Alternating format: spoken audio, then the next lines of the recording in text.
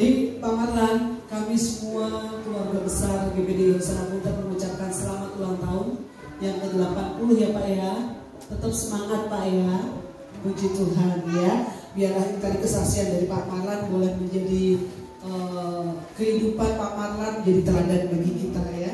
Judul renungan pada malam hari ini tidak lepas dari soal umur panjang dan sehat ya. Semua kita pasti ingin umur panjang, tapi sehat, bukan umur panjang sakit, betul?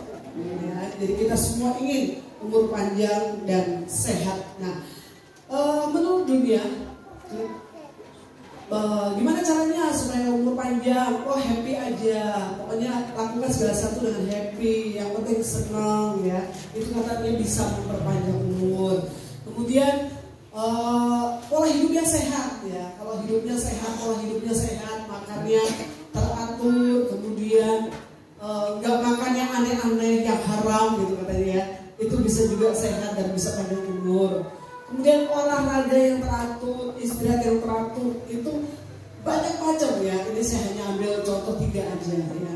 Itu kadang-kadang dibilang itu bisa membuat kita panjang umur dan sehat. Tetapi kalau kita lihat faktanya ya, mari kita coba lihat. Jadi firman Allah katakan dalam 1 Timotius 4 ayat 8 dikatakan apa? Latihan badani terbatas gunanya, tetapi ibadah itu berguna dalam segala hal. Ya, jadi ternyata semua itu bagus ya, olahraga bagus, mengatur pola hidup bagus, mengatur pola makan, milih-milih makanan itu semua bagus. Tetapi firman Allah katakan yang lebih bagus ya, itu semua terbatas gunanya. Yang kita lakukan itu semua terbatas gunanya. Tetapi karena ibadah itu berguna dalam segala hal. Bahkan kalau mungkin kita baca lengkap, nanti baca lengkap ya, berguna untuk saat ini dan juga sampai saat di surga dalam kekekalan. Jadi ibadah itu sangat berguna baik untuk hidup sekarang ini maupun hidup nanti di dalam kekekalan. Jadi perbandingannya sangat jauh. Jadi yang tadi itu boleh baik, tetapi terbatas. Tetapi ibadah itu sangat berguna di dalam banyak hal ya. Kalau kita sama-sama mari. Nah, kita lihat sama-sama buka Mazmur 34. Kita buka ya. Mazmur 34 ayat 12 sampai ayat yang ke-15. Ini resep panjang umur menurut firman Tuhan. Saya akan bacakan dalam terjemahan firman Allah yang hidup. Ya, saya akan bacakan Mazmur 34 ayat 12 sampai ayat 15. Ayat 12 katakan, apakah kamu ingin hidup baik dan panjang umur? 13, kalau begitu jagalah lidahmu, jangan biarkan bibirmu berdusta. Ayat 14, berpalinglah dari semua dosa yang diketahui dan berbuatlah baik, berusahalah hidup damai dengan setiap orang ya. Jadi tadi ayat ke-12 tadi dikatakan kalau memang mau umur panjang, mau hidup baik, apa yang harus dilakukan? Ayat 13 dikatakan jagalah lidahmu. Kemudian ayat 13 yang selanjutnya, jangan biarkan bibirmu berdusta, berpalinglah dari semua dosa. Nah, jagalah lidah. Kadang kita mungkin merasa kok aneh, apa hubungannya lidah dengan umur panjang? Mungkin kita bertanya, apa hubungannya panjang umur dengan lidah? Sepintas mungkin memang rasanya tidak nyambung. Tetapi firman Allah jelas katakan dalam Amsal 18 ayat 21 katakan, hidup dan mati dikuasai lidah, siapa suka menggemakannya akan memakan buahnya. Ternyata menurut Alkitab memang ada hubungannya menurut firman Allah. Jadi jika kita ingin umur panjang, kita harus menjaga lidah kita dengan ketat. Kalau di dalam terjemahan firman Allah yang hidup dikatakan seperti ini ya, Amsal 18 ayat 21 dikatakan, orang yang banyak bicara harus menanggung akibatnya. Ada orang yang mati karena salah bicara. Jadi firman Allah dengan tegas sekali mengatakan bahwa kita benar-benar harus menjaga. Jadi artinya melindungi lidah kita, bibir kita, menjaga dengan ketat. Kita mematuhi firman Allah supaya kita tidak berbicara sembrono, tidak berbicara sembarangan. Karena kita harus bertanggung jawab. Setiap perkataan yang keluar dari mulut kita harus kita pertanggungjawabkan. Oleh karena itu, karena ini benar-benar sangat penting, firman Allah katakan ini menentukan mati dan hidupnya seseorang. Jadi kita sebagai orang percaya harus menjaga lidah kita sedemikian rupa. Contoh, Daud katakan gini kan, berjagalah di bibirku. Mazmur 14 ayat Mazmur 141 ayat 3, doanya Daud katakan, Tuhan tolonglah aku mengendalikan yang kukatakan, tolonglah aku menjaga ucapanku. Ini doa daripada Daud. Daud benar-benar ingin Tuhan tolong. Daud sadar kalau dirinya sendiri gak akan bisa menguasai lidahnya. Ketika dia disakiti, ya, pasti ada kecenderungan secara manusia, secara wajarnya, ketika disakiti pasti dia akan membalas. Misalnya dimaki, dia pasti akan memaki. Ya, ketika dia dimaki-maki oleh Simei, seperti firman Tuhan beberapa waktu lalu saya sampaikan respon dari Daud, bisa saja dia membalas cacian dengan cacian, tetapi dia berdoa, dia berusaha menguasainya. Tidak mudah. Tetapi Daud memutuskan untuk mau menguasai lidahnya. Dia berdoa, Tuhan tolonglah supaya aku bisa mengendalikan perkataanku. Sehingga ketika dalam kesulitan dia tidak mengeluh, dia tidak bersungut-sungut, ya. Tapi dia berusaha sedemikian rupa. Memang tidak mudah. Oleh karena itu Daud katakan, Tuhan tolonglah, berjagalah. Jadi dia minta kekuatan dari Tuhan supaya dia bisa mengendalikan mulutnya, mengendalikan lidahnya untuk tidak mengatakan hal yang tidak berkenan, ya. Menolong dia juga untuk dia tidak mempersalahkan Tuhan ketika dia harus dikejar-kejar, ya. Dia nggak salah dikejar Saul, dia harus dikudeta dengan anaknya. Bisa saja dia mempersalahkan Tuhan. Tuhan gimana sih, kan aku ini sudah dipilih oleh Tuhan sendiri. Tuhan yang memilih aku menjadi raja, mengangkat aku menjadi raja. Tapi kenapa? Bisa Daud mempersalahkan Tuhan, tapi Daud tidak melakukannya. Karena Daud berdoa, Tuhan tolonglah aku supaya aku bisa mengendalikan apa yang aku katakan. Sehingga kita melihat bahwa Daud benar-benar menjaga lidahnya sedemikian rupa. Walaupun tidak mudah, tapi dia memutuskan untuk menjaga lidahnya. Dan dia minta kekuatan dari Tuhan. Kemudian yang kedua, dikatakan berpalinglah dari dosa. Wahyu 3 ayat 19 dikatakan, aku selalu, ini dalam terjemahan firman Allah yang hidup, terjemahan firman Allah yang hidup dikatakan gini, Wahyu 3 ayat 19, aku selalu menertibkan dan menghajar setiap orang yang kukasihi. Jadi aku harus menghajar kalian, kecuali kalau kalian mau meninggalkan dosa lalu mencari Allah dengan penuh gairah. Jadi ini yang Yesus katakan. Kalau Yesus itu menghajar, artinya mendidik, ya, menegur kita, mengajar kita, itu bukan karena Tuhan itu benci.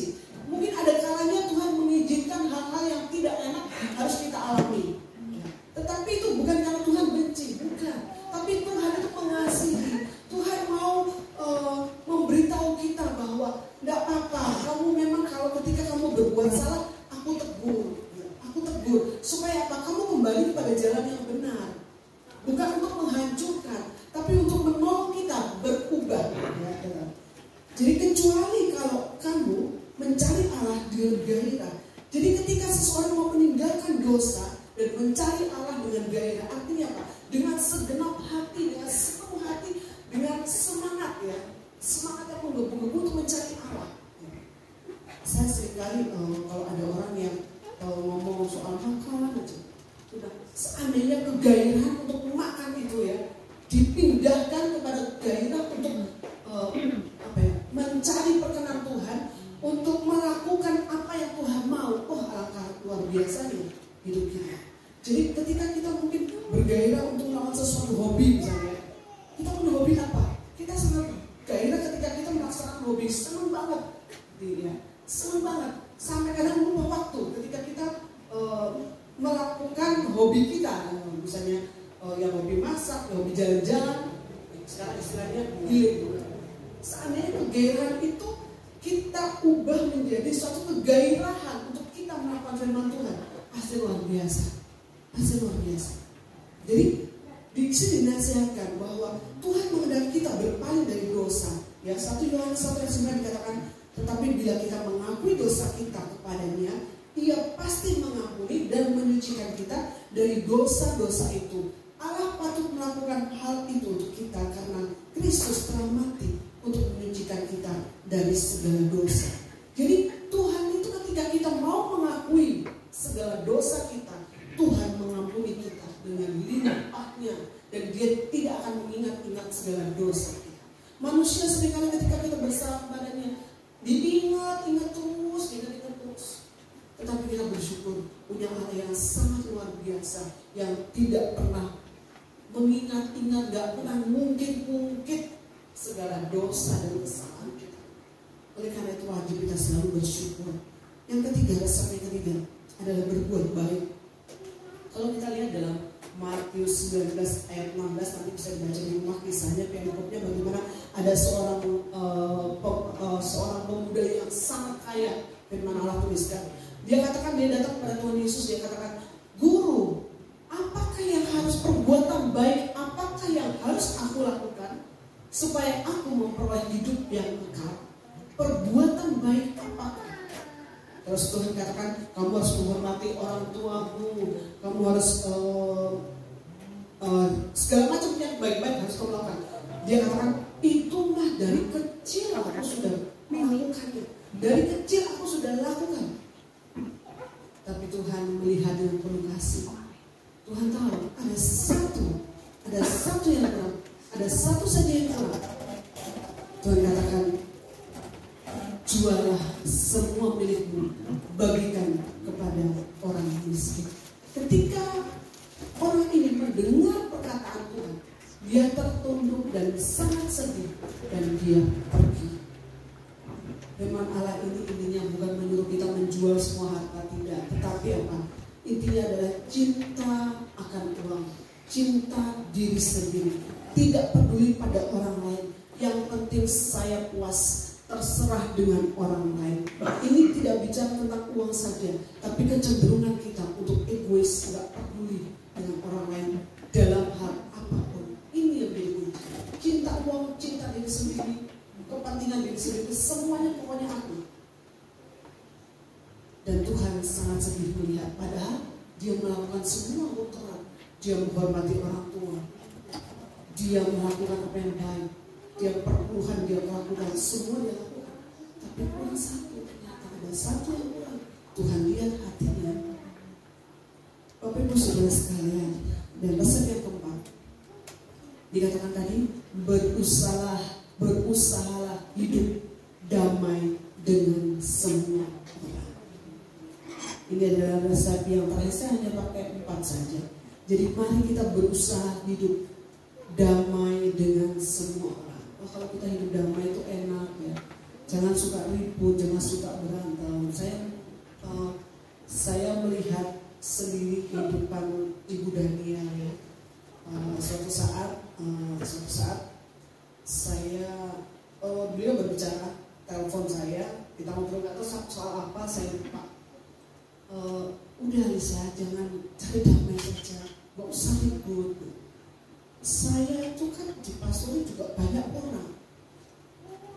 Saya nggak mau ribut, saya ngalah saja. Itu pesan yang luar biasa dan saya lihat, ya luar biasa. Jadi saya mau belajar cari damai saja. Karena ketika kita damai dengan semua orang, ini juga salah satu yang Tuhan inginkan supaya kita bisa dapat umur panjang dan sehat. Ya. Kalau kita tensian, kita ribut dengan semua orang, nggak ada damai, nggak enak gitu ya. Tensinya jadi tinggi, udah tensi tinggi, wah bahaya ya. Roma 12 ayat 18. ini bukan saya yang ngomong, tapi firman Allah dikatakan, janganlah bertengkar dengan siapapun. Jangan bertengkar dengan siapapun. Usahakanlah hidup dalam perdamaian dengan setiap orang. Ini yang saya baca dalam terjemahan firman Allah yang hidup ya. Saya lebih suka karena lebih sehari-hari gitu ya. Jadi janganlah bertengkar dengan siapapun. Usahakanlah hidup dalam perdamaian dengan setiap orang. Kemudian Ibrani 12 ayat 14. Ibrani 12 ayat 14. Dalam Alkitab hanya ada 2 ayat ini yang melarang jangan sampai bertengkar ya. Jauhi segala pertengkaran. Jadi jauhi segala pertengkaran dan berusaha menjalani hidup yang bersih dan suci, sebab orang yang tidak suci tidak akan melihat Tuhan ya. Kalau firman Allah beberapa waktu yang lalu, karena orang yang suci hatinya akan melihat Tuhan. Nah ini kebalikannya, kalau orang yang tidak suci hatinya tidak bisa melihat Tuhan. Jadi mari kita sama-sama mau semua, kita pasti mau umur panjang dan sehat. Jadi ini tadi 4 resep. Mari kita menjaga lidah kita, mari kita berpaling dari dosa kita, mari kita berbuat baik, kita peduli kepada orang lain, dan kita juga berusaha hidup damai dengan semua orang. Mengapa hal ini kok bisa sangat penting? Kita akan sama-sama baca di dalam Mazmur 34 ayat 15 sampai 22. Saya ingin kita semua akan membaca ini ya. Mazmur 34 ayat 15 sampai 22. Dalam firman Allah yang hidup lagi saya akan bacakan ya. Karena mata Tuhan dengan seksama memperhatikan semua orang yang hidup dengan benar, dan ia mendengar ketika mereka berseru kepadanya. Tetapi Tuhan telah memutuskan untuk menghapuskan orang-orang jahat dari permukaan bumi, bahkan dari ingatan orang. Ya, Tuhan mendengar orang baik yang berseru kepadanya, meminta pertolongan, dan ia melepaskannya dari segala kesulitannya. Ya. Ayat 18, Tuhan dekat kepada orang yang hancur hatinya, ia menyelamatkan orang yang dengan rendah hati menyesali dosanya. 19, orang yang baik juga mengalami kesusahan, tetapi Tuhan menolong dia dalam setiap kesusahan yang dihadapinya. Amin. Bahkan ayat 20, bahkan Allah melindungi dia terhadap kecelakaan. Malapetaka pasti akan menimpa orang jahat. Hukuman berat dijatuhkan ke atas orang yang membenci orang-orang benar. Ayat 22, tetapi Tuhan akan menebus orang yang melayani dia. Ia akan mengampuni setiap orang yang berlindung di dalam dia. Amin. Jadi ini tadi yang tadi kita sudah baca, Mazmur 34 ini sudah dialami oleh Pak Marlan ya. Pak Marlan tadi sudah menyaksikan kan, nggak mudah menjalani kehidupan, tidak mudah melewati hari-hari. Tapi kalau saya melihat Bapak Ibu Saudara sekalian, kehidupan dari Pak Marlan nggak banyak ngomong ya, nggak cerewet, nggak bersungut-sungut, juga dilakonnya. Dan yang pasti saya melihat kesetiaannya yang luar biasa. Kayak tadi dia bilang ya, jalan kaki waktu dewasa dia batu pas rendah tuh, waduh, jauh. Ini ibadah dari sana, jalannya kayak gitu, jalan. Saya sumpah sih, itu luar biasa. Dibantu juga dengan setianya jalan. Jadi Bapak Ibu Saudara sekalian, karena kita menyadari bahwa hidup kita ini ya telah ditebus oleh darah Yesus. Mari kita sebagai tanda ucapan syukur kita kepada Tuhan buat keselamatan yang sudah diberikan kepada kita. Maka sudah sewajarnya kita itu berusaha sebetulnya menyenangkan Tuhan. Dengan cara apa? Dengan cara menjaga lidah kita, dengan cara meninggalkan semua dosa, hal-hal yang tidak berkenan kepada Tuhan. Udah kita tinggalkan semua, kita fokus kepada Tuhan, kita berbuat baik dan berusaha menjadi pembawa damai dimanapun Tuhan tempatkan kita ya. Pada malam hari ini Pak Marlan mengucap syukur karena beliau sudah menikmati tadi katanya pemeliharaan Tuhan, penyertaan Tuhan ya, yang sempurna sampai usia 80 tahun ini. Suka duka sudah dilalui, satu hal yang beliau lakukan sampai saat ini adalah setia beribadah. Puji Tuhan. Bagaimanapun keadaannya, Pak Marwan setia saja. Terus gak peduli orang ngomong apa, anak atau menantu. Gak. Puji Tuhan. Saya akan jempol. Kesetiaannya yang luar biasa. Jalan kaki, hujan juga tetap datang jalan kaki bawa payung.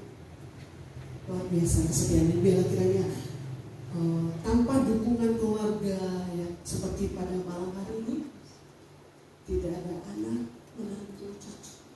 Tapi kita semua dianggap keluarga oleh Pak Marwan. Ya? Jadi kita keluarga, mari kita akan sama-sama meneladani kehidupan Pak Marwan. Gak banyak ngomong, tapi kesetiaannya bisa memberkati kita semua ya. Puji Tuhan.